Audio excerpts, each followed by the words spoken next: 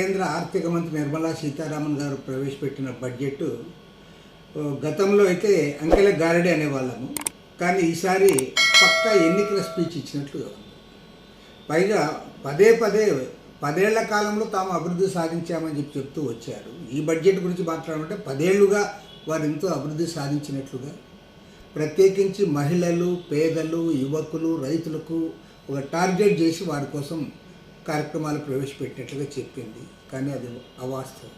ఎందుకంటే ఈ 10 ఏళ్ల కాలంలో ఆమె పేర్కొన్న వర్గాలు ఏవి కూడా అభివృద్ధి సాధించలేదు. రైతులు ఇప్పటికి కూడా అప్పుల పాలయ్యారు, అప్పుల్లో ఉన్నారు. గిట్టుబాటు ధరలు కూడా వాళ్ళకి లభ్యం కావడం లేదు. ప్రభుత్వం ఇస్తున్న 6,000, 10,000, 13,000 రూపాయలు ఏ మూలకు చాలదు. వారి అభివృద్ధి జరగలే.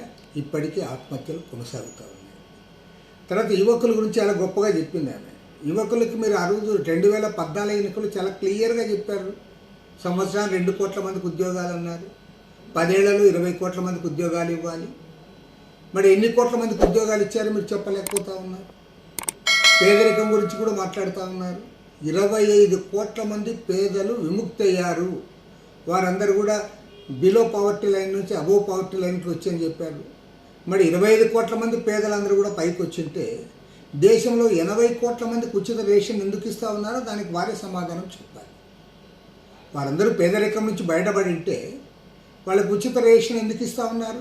వాళ్ళు పేదరికంలో ఉన్నారు కాబట్టి ఉచిత రేషన్ ఇస్తూ ఉన్నారు. అదేవిధంగా మహిళల గురించి కూడా మాట్లాడింది. చాలా సంతోషం. ఎందుకంటే ఒక మహిళా ఆర్థిక మంత్రి 6 సార్లు బడ్జెట్ ప్రవేశపెట్టింది.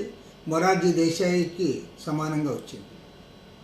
మరి మీరు ప్రవేశపెట్టిన బడ్జెట్లో లేదంటే ఈ 10 ఏళ్ల మోడీ పరిపాలనలో మహిళలు ఎవరు బాగుపడ్డారు?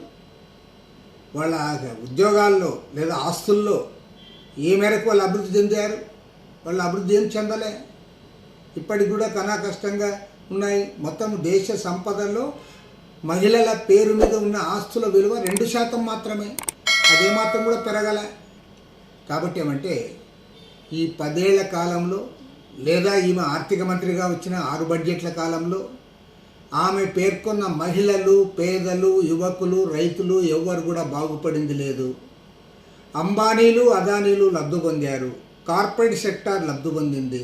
అందుకోసం వాళ్ళు అన్ని టీవీల్లో వాళ్ళు కూర్చొని ఈ బడ్జెట్ బ్రహ్మాండంగా ఉందని వాళ్ళు పొగుడుతూ ఉన్నారు. ఆంధ్ర రాష్ట్రానికి అసలు ఆంధ్ర రాష్ట్ర ప్రస్తావనే లేదు. రాష్ట్రానికి చేసింది లేదు. పార్లమెంట్లో ఇచ్చిన హామీలు కూడా నెరవేర్చలేదు.